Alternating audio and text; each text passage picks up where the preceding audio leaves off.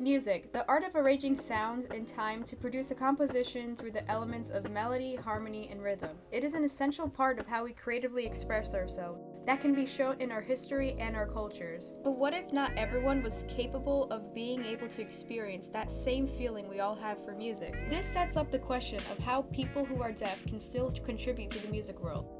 The first person we'll focus on will be 29-year-old Mandy Harvey, a deaf American jazz and pop singer, and she was featured on the 12th season of America's Got Talent. So your shoes are off because you're feeling the vibration. Is that how you're following the music? Yeah, I'm feeling the tempo, the beat through the floor. So I lost all my hearing when I was 18 years old. I have a connective tissue disorder, so basically I got sick and my nerves deteriorated. On the show, she went to perform a handful of original pieces like Release Me.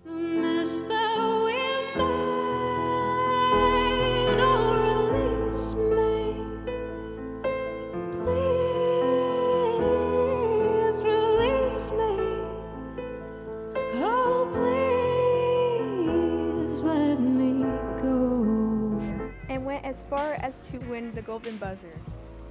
Next is Miles Bastion, a deaf musician who was drawn to music since he was a young child because of his grandfather's piano playing. But as he grew older, he started to feel frustrated by the fact that he couldn't hear music. So he took a different approach and began creating Audiolux, a technology that can help him hear sounds in a different way. Audiolux is a visual sound system that has the electronic capability to be plugged into his guitar and produce light based on the instrument's frequency. And that's when I was like, I can feel sound that I don't have access to. And that was really exciting for me. Deafness is awesome. It leads to beautiful things. The impact that Miles has done was giving the hearing and deaf communities a different way to communicate through music and art. The Thousand Hand Dance.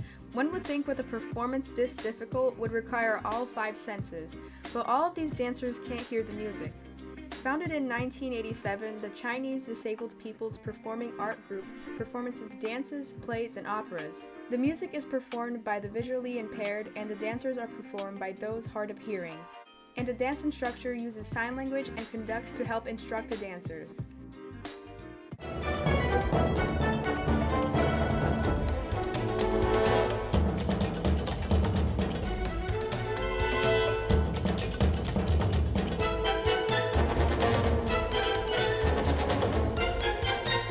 The impact that these dancers have on music is how they can still dance to music regardless of not being able to hear it, and are still able to perform to thousands of people who see their shows. And finally, Amber Gallo. She is one of the growing number of ASL interpreters that specializes in the performing arts, specifically music. I thought about basses and how thick they sound, right? And when there's a fat person, they'll do like this, like they'll show a person like this, but they do this. You have to do this to show thickness and density, right?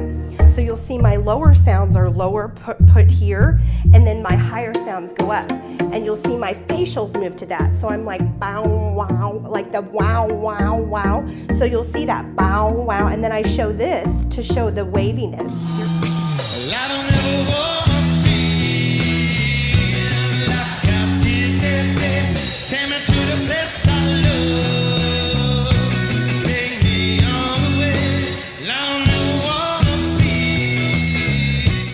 Interpreted for over 400 artists at this point and has a special knack for hip-hop artists like Kendrick Lamar and Drake. The difference between Amber and most interpreters is that she embodies the sound of what comes out of instruments like the bass into her signing. The impact that Amber has is giving soul to her signing in ways that we wouldn't expect.